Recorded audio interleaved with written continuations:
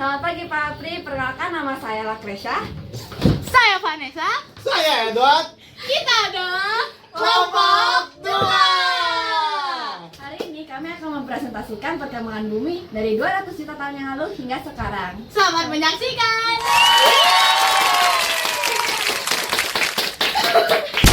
Pak Apri, pertama-tama saya akan jelaskan fase-fase perubahan manusia. Nah, setiap fase ini ditandai dengan perubahan fundamental dalam cara hidup manusia untuk berinteraksi dan berinovasi. Pertama, ada masa prasejarah, yaitu sekitar 3000 tahun sebelum Masehi. Ini adalah periode sebelum munculnya tulisan. Oleh karena itu, kehidupan manusia pada saat masa ini adalah sebagai pemburu dan pengumpul. Mereka berpindah dalam kelompok kecil serta juga menggunakan alat-alat yang terbuat dari batu. Nah, sumber dari masa ini adalah dari temuan arkeologi seperti artefak dan fosil.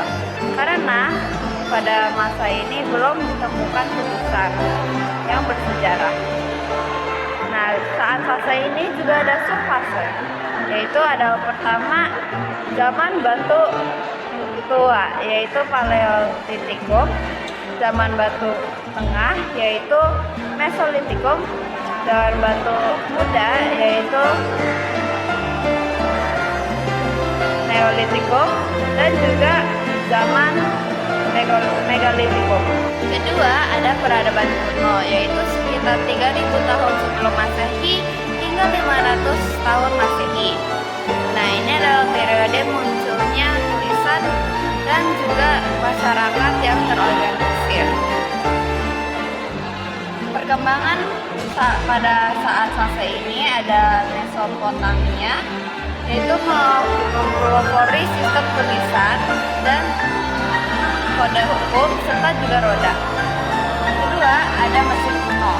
Itu terkenal dengan piramida, sistem tulisan hieroglif, dan juga kemajuan dalam matematika dan astronomis. Ketiga, ada lembah Indus dan Tiongkok kuno yang berkembang di Asia. Keempat, ada Yunani dan Romawi kuno, yaitu menghasilkan demokrasi, filosofi, arsitektur, dan juga kemajuan ilmu yang membentuk dasar masyarakat modern. Ketiga, ada abad pertengahan, yaitu sekitar 500 tahun hingga 1500 tahun Masehi. Periode ini adalah setelah runtuhnya Kekaisaran Romawi Barat dan juga dianggap sebagai abad ke-8 di Eropa. Ini adalah karena Eropa ini mengalami kemunduran ilmu pengetahuan dan didominasi oleh gereja yang absolut. Nah, perkembangan dalam fase-fase ini ada di dunia Islam, yaitu mereka mengalami masa kemasan dengan kemajuan pesat di bidang sains, matematika, dan filsafat. Ada juga perkembangan di feodalisme, yaitu sistem sosial di Eropa yang dipegang oleh kaum bangsawan dan gereja. Pada saat fase ini mereka juga mengalami kemajuan sains dan teknologi yang dapat mempengaruhi ilmu pengetahuan, kedokteran, dan juga transportasi. Keempat, ada era modern awal, yaitu sekitar 1500 hingga 1800 tahun Masehi. Ini adalah periode munculnya kembali seni, budaya, dan ilmu pengetahuan yang dimulai di Italia pada abad ke-14 dan menyebar ke seluruh Eropa. Nah, pada saat ini mereka mengalami reformasi, yaitu gerakan keagamaan yang memecah dominasi gereja Katolik Roma, mengalami juga penjelajahan, yaitu penemuan benua baru dan rute perdagangan global, dan mengalami pencerahan, yaitu gerakan intelektual yang menekan akal dan individualisme yang menghasilkan ide tentang pemerintahan dan HAM. Kelima, ada era modern, yaitu sekitar 1800 hingga 1990 tahun Masehi. Ini adalah periode dengan perubahan besar yang membentukkan peradaban ke bentuknya sekarang. Nah, pada saat fase ini, mereka mengalami revolusi industri, yaitu penemuan mesin dan pabrik, memicu urbanisasi, serta juga munculnya kelas pekerja baru. Kedua, mereka juga mengalami nasionalisme dan revolusi, yaitu pembentukan negara bangsa modern dan juga revolusi politik yang menantang monarki. Keenam, ada era kontemporer, yaitu sekitar 1950 Masehi hingga sekarang. Ini adalah periode terkini dan sering disebut sebagai era informasi atau digital, karena ada revolusi digital, yaitu kemajuan dalam teknologi komputer, internet, dan komunikasi. Ada juga globalisasi, yaitu interkoneksi global di antara seluruh bidang ekonomi, politik, dan budaya. Ada juga munculnya isu-isu global seperti pemanasan global, krisis energi, terorisme, dan lain-lainnya. Ada masyarakat post-industri, yaitu ekonomi didominasi oleh sektor jasa dan budaya, serta juga ada perubahan sosial akibat kemajuan teknologi. Hai Pak Pri. Sekarang saya akan menjelaskan tentang benua, jembatan, serta kota-kota bersejarah yang tenggelam. Sebelumnya, alasan kenapa tenggelamnya daratan ini disebabkan oleh berbagai faktor seperti kenaikan permukaan air laut setelah zaman es, lalu ada pergerakan lempeng tektonik, dan juga bencana alam lainnya. Sekarang saya akan menjelaskan benua dan juga jembatan daratan yang tenggelam. Salah satunya adalah Zealandia. Benua ke-8 ini sebagian besar tenggelam 85 juta tahun yang lalu. Sekarang hanya 5% bagiannya yang masih terlihat, termasuk Selandia Baru juga Kaledonia Baru. Benua ini memisahkan diri dari super benua, yaitu kuno Gondwana. Selanjutnya ada Sunland.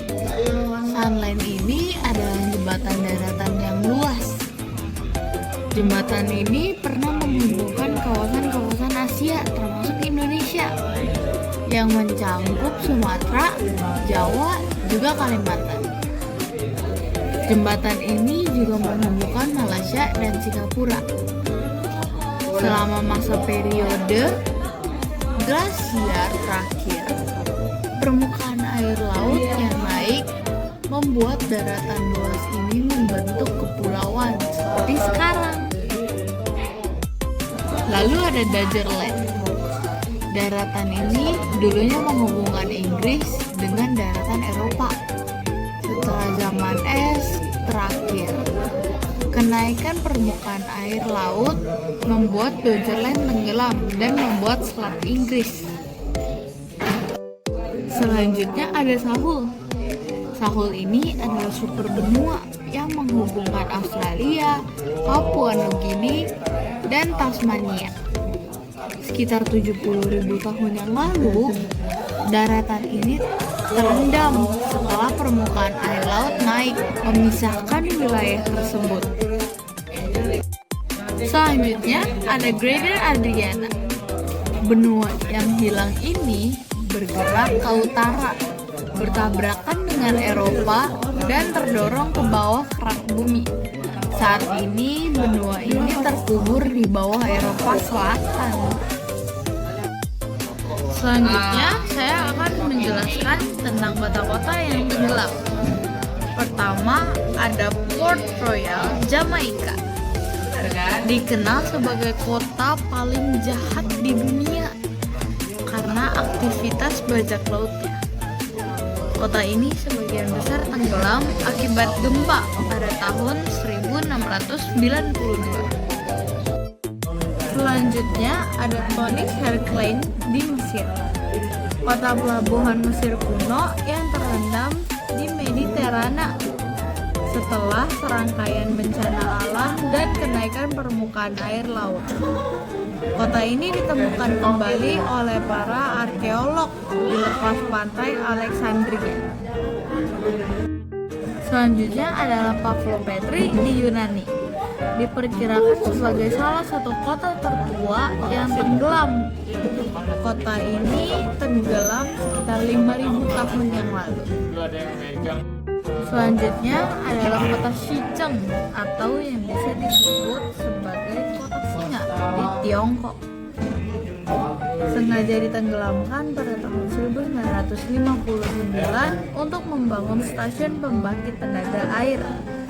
Kota ini sekarang berada di bawah danau 1000 pulau dan menjadi daya tarik bagi para penyelam. Lalu ada Dwarka di India. Menurut kepercayaan Hindu, ini adalah kota kepercayaan Dewa Krishna. Para arkeolog menemukan reruntuhan kota kuno ini di bawah laut modern Dwarka. Lalu ada Yonaguni di Jepang. Formasi batu misterius yang terletak di bawah laut dekat dengan Pulau Yonaguni. Para ahli masih berdebat apakah itu formasi yang asli atau buatan manusia. Halo Papi. Nah, jadi kan tadi rekan saya ngomongin tentang kota-kota yang tenggelam dan juga benua-benua yang hilang ataupun sudah tenggelam. Nah, saya ingin membahas sebuah kota lagi, tetapi dengan lebih menyeluruh, yaitu kota Atlantis. Nah, oke, jadi Atlantis adalah legenda tentang sebuah peradaban kuno yang sangat maju dan pertama kali dibuktikan oleh filsuf Yunani Plato sekitar tahun 360 Masehi dalam dialog Timaeus dan Critias. Ia menggambarkan Atlantis sebagai pulau besar yang terletak di seberang dalam tanda kutip di seberang pilar-pilar Hercules. Diduga di sekitar selat Gibraltar. Pulau ini digambarkan makmur, subur, dan tertata rapi, dan ibu kota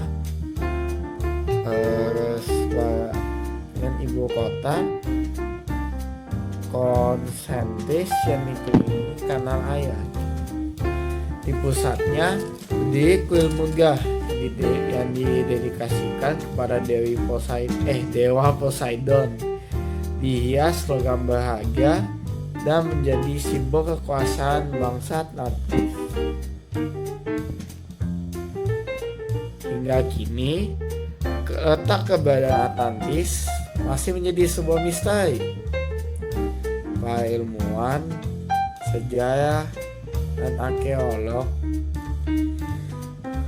telah mengusulkan berbagai lokasi yang diyakini sebagai Atlantis, mulai dari Samudra Atlantik, Laut Mediterania, hingga wilayah negara kita, yaitu Indonesia, seperti Pulau Sunda Besar yang pada zaman es sebagian wilayahnya sudah tenggelam. Beberapa teori lainnya mengaitkan Atlantis dengan peradaban kuno, seperti Minoa di Kreta yang pernah hancur akibat letusan gunung berapi Thera pada sekitar 1600 sebelum Masehi. Meski demikian, belum ada bukti yang jelas ataupun bukti arkeologis yang benar-benar dapat mengkonfirmasi keberadaan Atlantis sebagai peradaban nyata. Peradaban Atlantis sangat terkenal dengan kemajuannya dalam teknologi, pertanian, dan kelautan. Mereka mampu membangun pelabuhan besar, mengelola air secara efisien, serta mengembangkan kapal yang sanggup menjelajahi lautan luas. Namun, ketika masyarakat Atlantis jadi serakah, arogan, dan kehilangan arah, kejayaan tersebut memudar.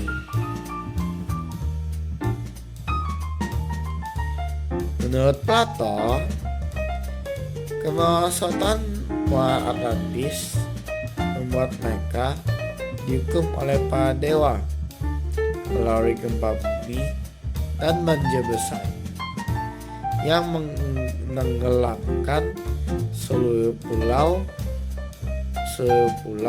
dalam tanda kutip dalam satu hari dan satu malam.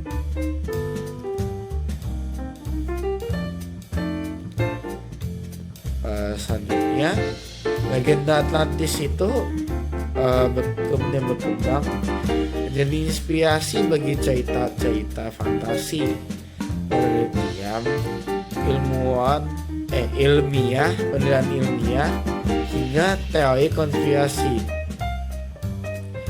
Banyak karya sastra, film, komik, dan dokumenter yang mengeksplorasi kemungkinan bentuk, lokasi, serta teknologi yang dimiliki peradaban ini. Dalam budaya populer, Atlantis sering digambarkan sebagai kota modern bawah laut dengan pusat teknologi tinggi atau tempat peradaban cerdas yang hilang akibat bencana besar. Baik Papi, tadi kan saya ngomong bahwa legenda Atlantis itu berkembang menjadi media massa yang saat berkembang sekarang. Bahkan di dalam komik, film, atau media sastra lainnya itu selalu menampilkan. Nah, dari situ saya ingin menampilkan beberapa contoh saja yang merupakan bagian dari komik, film, ataupun media sastra.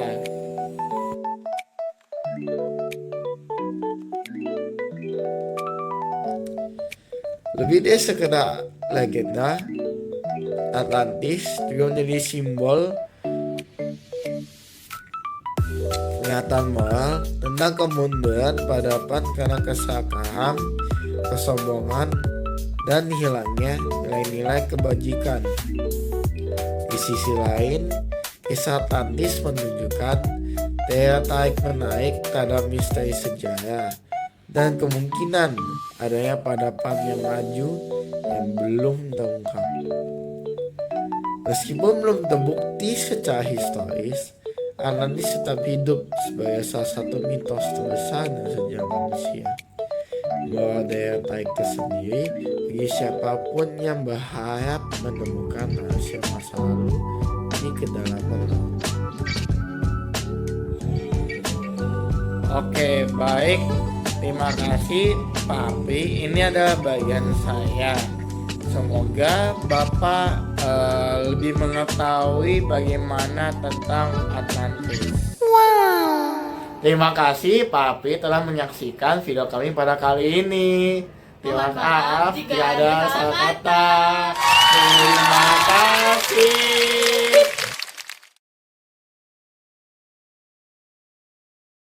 Vem caixa tá preparada pra fuder sua safada. Vem sentando na piroca, sua piranha safada. Vem fuder.